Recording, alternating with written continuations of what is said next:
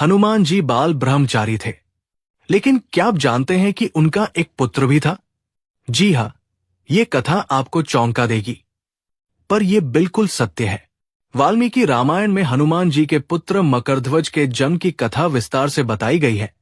तो आपके मन में प्रश्न होगा, अगर हनुमान जी बाल ब्रह्मचारी थे तो उनके पुत्र का जन्म हुआ कैसे? आइए जानते हैं इस रहस्यमय कथा के बारे में।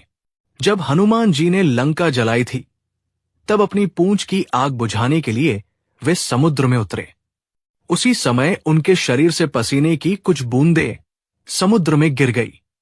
एक विशाल मछली ने उन बूंदों को निगल लिया और समय आने पर उसके पेट से एक वानर बालक जन्मा। कुछ ही दिनों बाद मछुआरों ने उसे विशाल मछली को पकड़ लिया और राजा अहिरावण के सामने प्रस्तुत किया। तो जब राजा अहिरावण ने उस मछली को काटा तो वो देखकर हैरान रह गए कि उसके पेट से एक वानर रूपी बालक निकला। अहिरावण ने उस बालक को पाल पोस कर बड़ा किया और पातालपुरी का मुख्य द्वारपाल बना दिया। उसका नाम रखा मकरध्वज। युद्ध के दौरान जब अहिरावण छल से राम लक्ष्मण को पाताल ले गया, हनुमान जी उनकी खोज में पाताल पहुंचे।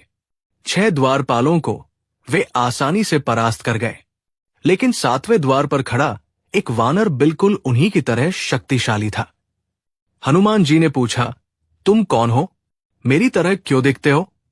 वानर बोला, मैं परम पराक्रमी हनुमान का पुत्र मकरध्वज हूं।